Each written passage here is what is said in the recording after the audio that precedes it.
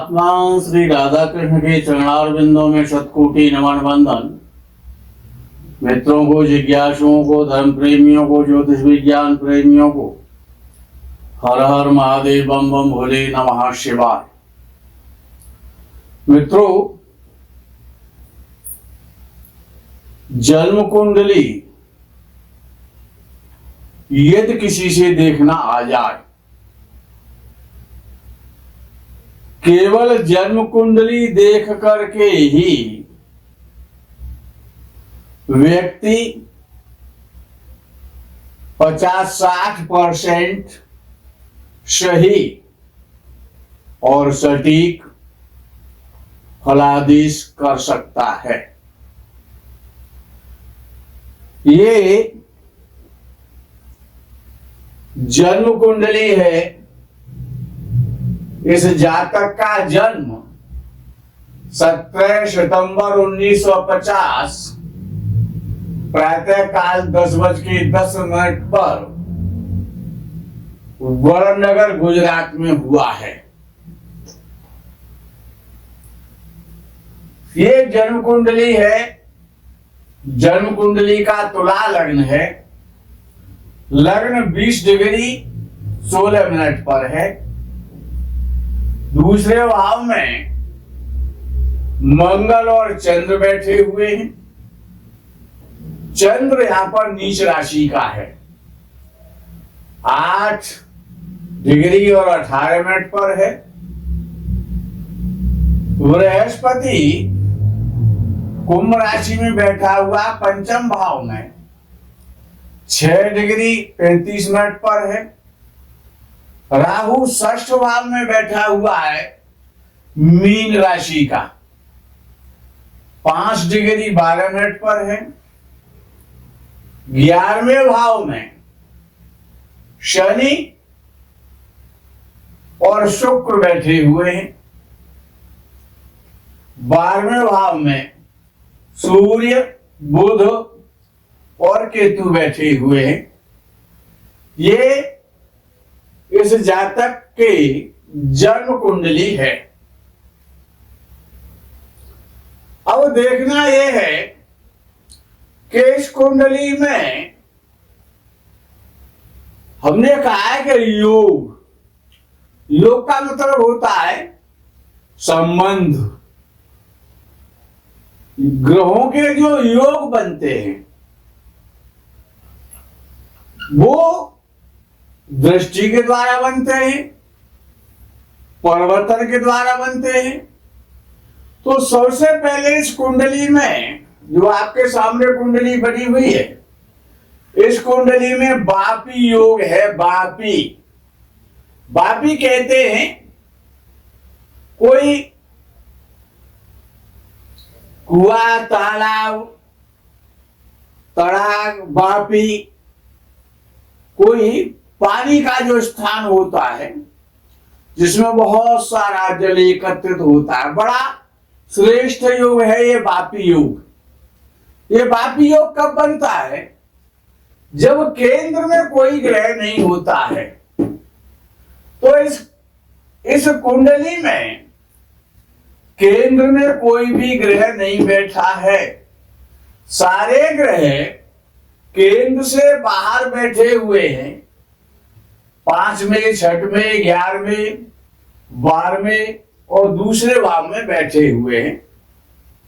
इसीलिए इस कुंडली में बापी योग बन रहा है। बापी योग तभी बनता है कि जब केंद्र खाली हो जाता है, केंद्र में कोई ग्रह नहीं होता है, तो बापी योग बन जाता है। तो जब बापी योग बनता है, बड़ा श्रेष्ठ योग माना जाता है। तो ऐसा व्यक्ति बहुत बड़ा प्रसन्नचित्त रहने वाला, समस्त संसार के सुखों को भोगने वाला, राजा के समान व्यक्ति होता है। आप सोचेंगे कि केंद्र में राजयोगों की बड़ी प्रशंसा की गई है। दूसरा योग इस कुंडली में गज केसरी बनता है। गज केसरी योग 2 प्रकार से बन रहा है ऋषि पाराशर के आधार पर। जब चंद्र से केंद्र में 4, 7, 10 में जब कोई बृहस्पति जैसा शुभ ग्रह बैठता है, चंद्र से केंद्र में जब बृहस्पति होता है, केंद्र का मतलब है कि चौथा भाव, 7वां भाव और 10वां भाव, ये केंद्र कहलाते हैं। तो चंद्र से चौथे भाव में बृहस्पति बैठा हुआ है, 1, 2, 3 और 4, तो गजकेसरी योग बन गया। दूसरा जो गजकेसरी है वो शुक्र के कारण बना है। बृहस्पति से तो बनता ही है, लेकिन पाराशर ऋषि ने कहा है कि शुक्र भी यदि चंद्र से केंद्र में बैठा है तो भी गजकेसरी बन जाता है। अब चंद्र से अगर हम शुक्र को देखते हैं तो 1, 2, 3, 4, 5, 6, 7, 8, 9 और 10, 10वें भाव में शुक्र बैठा हुआ है, तो 2 गजकेसरी बन रहे हैं। गजकेसरी योग में जो व्यक्ति पैदा होता है, बड़ा श्रेष्ठ योग है गजकेसरी योग, लेकिन इसमें चंद्र बहुत बली होना चाहिए। विषय ये है कि चंद्र कितना बली है ये भी देखना आवश्यक है। चंद्र क्यों बली है? यद्यपि आप सोचेंगे चंद्र तो नीच राशि का है, लेकिन चंद्र नीच भंग राजयोग बना रहा है, क्योंकि चंद्र का जिस राशि में चंद्र नीच का हुआ है, मंगल की राशि में, मंगल उसके साथ बैठा हुआ सुग्रही होकर के, तो ये नीच भंग हो गया। तो ये नीच भंग हुआ है, चंद्र का नीच भंग मंगल ने किया है, तो ये नीच भंग बड़ा श्रेष्ठ है। जब कहा गया है कि जो डिस्पोजिटर होता है वो ये उच्च राशि का हो जाए, स्वराशि में बैठे, तो नीच भंग बड़ा श्रेष्ठ और बली हो जाता है। तो इस कुंडली में गजकेसरी योग है। गजकेसरी योग बृहस्पति से भी बन रहा है और शुक्र से भी बन रहा है। तो ऐसा जातक गंभीरता पूर्वक अधिकार के साथ विचार करने वाला, भाषण देने वाला, क्योंकि ये जो द्वितीय भाव है ये भाषण का भाव है, मुख का भाव है। तो क्यों मंगल अपनी राशि में बैठा हुआ है, चंद्र से नीच भंग हो रहा है, हालांकि ये चंद्र और मंगल योग भी बन रहा है, यहां पर भी ये राजयोग है। चंद्र मंगल जब एक साथ बैठते हैं तो चंद्र मंगल योग बन जाता है। ये नीच भंग राजयोग भी है। चंद्र के कारण बृहस्पति का चौथे भाव में बैठना गजकेसरी भी है। चंद्र से 10वें भाव में शुक्र का बैठना ये भी गजकेसरी है। तो इस कुंडली में गजकेसरी, वरिष्ठ योग, बेशी योग, अमर कीर्ति योग और लगन पर पाप कर्तरी भी है। दूसरे भाव में मंगल बैठा है और 12वें भाव में केतु बैठा है।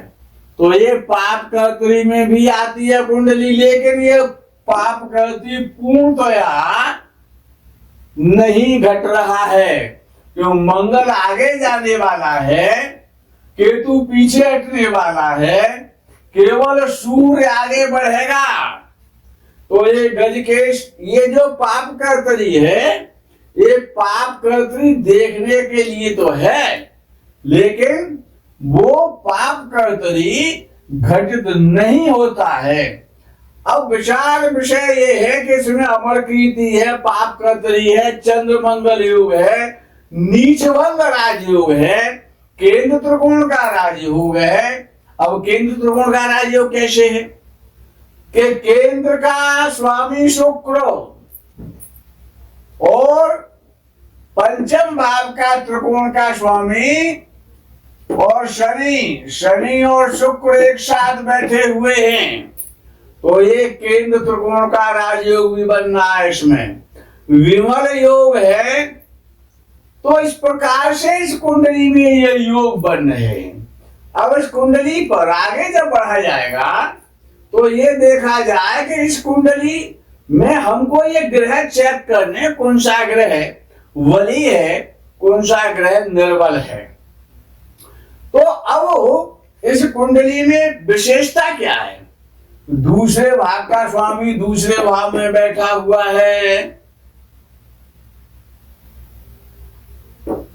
पंचम भाव का स्वामी पंचम भाव को देख रहा है शनि, पूर्ण दृष्टि से देख रहा है, सातवीं दृष्टि से देख रहा है, अपने भाव को देख रहा है।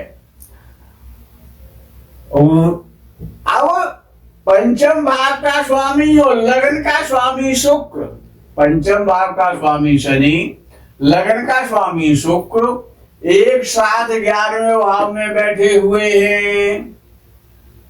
और बृहस्पति जो कि तीसरे भाव का स्वामी है और छठवें भाव का स्वामी है। तीसरा भाव क्या है कि हमारा प्रयास, हमारा पराक्रम, हमारे द्वारा किए गए उत्साह पूर्वक कार्य। षष्ठ भाव क्या है कि ऋण का भाव है, रोग का भाव है, शत्रुओं का भाव है। तो हमने ये कहा है वीडियो में पहले कि ये राहु छठवें भाव में बैठ जाए और वो भी स्त्री राशि में हो, तो मीन राशि स्त्री राशि है। मीन राशि का राहु हमने अपने वीडियोस में सैकड़ों बार बहुत श्रेष्ठ माना है। जो मीन राशि बृहस्पति की राशि है, राहु अत्यंत शुभ फल देता है। और जब राहु छठवें में बैठता है मीन राशि का, तो राहु शत्रुओं के लिए यमराज हो जाता है। बृहस्पति से शनि भी दृष्ट है और लगन का स्वामी भी दृष्ट है शुक्र। दो आचार्य हैं, एक बृहस्पति आचार्य हैं और एक शुक्र आचार्य हैं। दोनों आचार्य एक दूसरे को देख रहे हैं। ये बड़ा श्रेष्ठ योग है। शनि और शुक्र, शनि तुला लग्न वालों के लिए अपने में एक वरदान होता है। तो यहाँ पर शनि और शुक्र आपस में मित्र हैं, लेकिन ये दोनों ग्रह अपनी शत्रु राशि में बैठे हुए हैं। शुक्र कमजोर हो रहा है शत्रु राशि में बैठ करके। तो जब शुक्र कमजोर हो रहा है तो शुक्र क्या है? पत्नी है। तो इस व्यक्ति का विवाह तो हुआ, लेकिन उसको पत्नी का सुख नहीं मिला। शनि भी शत्रु राशि में बैठा हुआ है। अनुराधा नक्षत्र के दूसरे चरण में इस जातक का जन्म हुआ है, अर्थात शनि की मासा में जन्म हुआ है। शनि कमजोर है, 29 डिग्री और 38 मिनट पर है। शनि मध्य अवस्था में है, संधि अवस्था में चला गया। तो अनुराधा नक्षत्र शनि का नक्षत्र है। तो शनि की मासा में इस व्यक्ति का जन्म हुआ। तो जो बाल्यावस्था है इस व्यक्ति की, जो शनि की मासा में जो व्यतीत हुई, वो काफी संघर्षपूर्ण रही, कष्टपूर्ण रही और अभावपूर्ण रही। शनि क्या है कि वो अभाव देता है। अब शनि इस कुंडली में और चौथे भाव का स्वामी है। चौथा भाव क्या है कि माता का भाव है। शनि अपने भाव से, माता के भाव से, चौथे भाव से और अष्टम भाव में बैठा हुआ है। तो माता को दीर्घायु बनाता है। शनि आयुष का कारक है। तो इनकी माता, इस जातक की जो माता है, वो वेद का जो मंत्र है कि शतम जीवे शरदः, तो इनकी माता शतायु होकर के 100 वर्ष की आयु पूर्ण करके उन्होंने अपने शरीर को त्यागा, अर्थात मां का सुख इस जातक के लिए पूर्ण रूप से प्राप्त हुआ। लेकिन अब पिता की बात कर लेते हैं। तो पिता का जो सूर्य है वो शत्रु राशि में बैठा हुआ, यद्यपि उच्च के बुध के साथ है, वही भाग्य स्थान का स्वामी बुध है और वो 12वें घर में अपनी उच्च राशि का बैठा हुआ है। सूर्य उसके साथ बैठा हुआ है, सूर्य के साथ केतु भी बैठा हुआ है, राहु से भी प्रभावित हो रहा है सूर्य। सूर्य क्या है? वो पिता का कारक है। तो पिता से कोई विशेष सुख की प्राप्ति नहीं होगी, क्योंकि सूर्य कमजोर हो रहा है और पिता का सुख भी जल्दी क्षीण हो रहा है कि सूर्य जो है वो 12वें घर में बैठा हुआ है। 12वें घर में सूर्य अकारक होता है, कारक नहीं होता है, तो पिता का सुख इस जातक के जीवन में जल्दी क्षीण हो गया। अब विषय आता है कि बृहस्पति की दृष्टि शनि पर भी है और शुक्र पर भी है। बृहस्पति की दृष्टि जिस ग्रह पर भी पड़ जाए, इस लगन पर भी जा रही है, पंचम भाव पर भी जा रही है, शुक्र और शनि पर भी जा रही है। पंचम भाव का स्वामी शनि पंचम भाव को देख रहा है। हमने कहा था कारको भावनाशाय, अभी हमने कुछ दिन पहले कुंडली बनाई थी कि जैसे बृहस्पति हमने बताया था कि पंचम भाव का भी कारक होता है। यदि वो पंचम भाव में जब बैठ जाता है, वो पापक ग्रह से देखा जाए, पापक ग्रह कौन है? कि वो शनि है। शनि की दृष्टि बृहस्पति पर जा रही है। बृहस्पति अपने कारक भाव में बैठा हुआ, संतान का भाव है, तो कारको भावनाशाय भाव की हानि करेगा, संतान की हानि करेगा। अर्थात इस व्यक्ति पर कोई भी कारको भावनाशाय के आधार पर और संतान नहीं है। शादी तो हुई लेकिन शुक्र पीड़ित हो गया है, लग्नेश भी है, पत्नी का कारक भी है और सप्तम भाव का स्वामी मंगल अपने भाव से अष्टम भाव में बैठा हुआ है। भले ही वो स्वराशि का है, तो मंगल ये बता रहा है कि मैं स्वराशि का हूं, तो मेरी पत्नी तो रहेगी, लेकिन पत्नी से मैं कोई संबंध नहीं रखूंगा। अपने भाव से अष्टम भाव में स्वराशि का बैठ गया। अब ये जो शनि बैठा है, ये चौथे भाव का स्वामी है, तो जिस प्रकार से माता का भी भाव है और ये जनता का भी भाव है। जनता, शनि स्वयं में जनता है, चंद्र जनता है, तो ये जनता का भाव है और जनता के भाव का स्वामी शनि और लग्नेश शुक्र के साथ बैठ गया।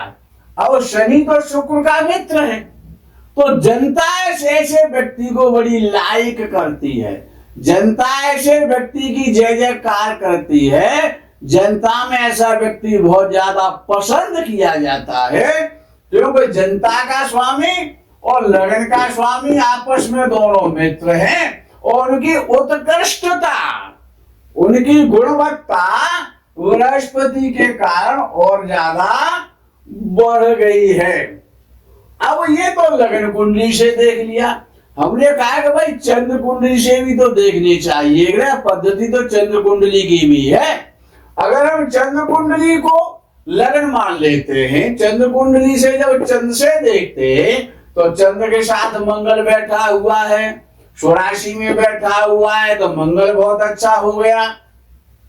अब चंद्र से चौथे भाव में बृहस्पति बैठा हुआ है, केंद्र में बृहस्पति बैठा हुआ है, तो ये गजकेसरी भी बना रहा है और चौथे भाव में श्रेष्ठ फल कर रहा है। चंद्र से 5वें भाव में मीन राशि का राहु है। इस व्यक्ति को पूर्व जन्म का ज्ञान मिलेगा, बृहस्पति के कारण भी मिलेगा और राहु के कारण भी मिलेगा।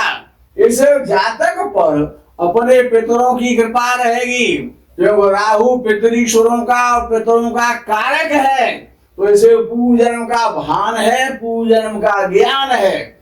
इसके अतिरिक्त जब चंद्र से देखते हैं तो 10वें भाव में शनि और शुक्र बैठे हुए हैं, लगन से 11वें भाव में हैं और चंद्र से 10वें भाव में है, चंद्र से 11वें भाव में सूर्य बुध और केतु बैठे हुए हैं। ये भी अच्छे मान लिए जाएंगे चंद्र कुंडली से। अर्थात अगर इस कुंडली को देखा जाए, 12वें भाव का स्वामी बुध अपनी उच्च राशि में बैठा है, अपने घर में बैठा है। मंगल दूसरे भाव का स्वामी है, दूसरे भाव में बैठा हुआ है। शनि अपने भाव को देख रहा है। राहु 6वें भाव में शत्रुओं के लिए यमराज बन जाता है। अब हमने कुछ दिन पहले कहा था कि अब ये जन्म कुंडली है और इसकी दशांश कुंडली है। अब इस कुंडली में विश्वविख्यात होने का योग बनता है। हमने कहा था एक वीडियो में, जहां पर दशमांश की हम व्याख्या कर रहे थे, हमने कहा था कि अपने जन्म कुंडली के लग्नेश को और दशमांश कुंडली में आप चेक करें कि आपका लग्नेश दशमांश कुंडली के किस भाव में बैठा हुआ है। यदि हमने उसमें कहा है कि यदि आपका जन्म कुंडली का लग्नेश दशमांश कुंडली के 10वें भाव में यदि बैठा है तो ऐसा जातक राजा होता है, प्रधानमंत्री बनता है, देश विदेश में उसकी ख्याति होती है।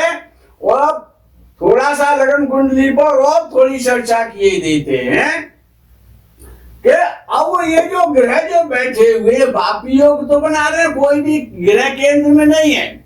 अगर एक ग्रह बुध हो चुका है तो एक ग्रह नीच का है, बाकी कोई भी, मंगल अपनी स्वराशि का है। अब जब हमने इस कुंडली में हमने कहा था कि लग्नेश को दशांश कुंडली में चेक करें कि आपका लग्नेश कहां बैठा हुआ है।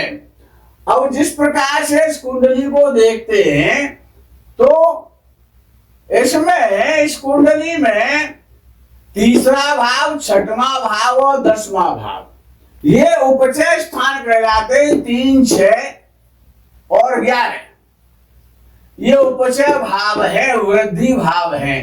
तीसरे से 6वां भाव बली है, 6वें से 11वां भाव बली है।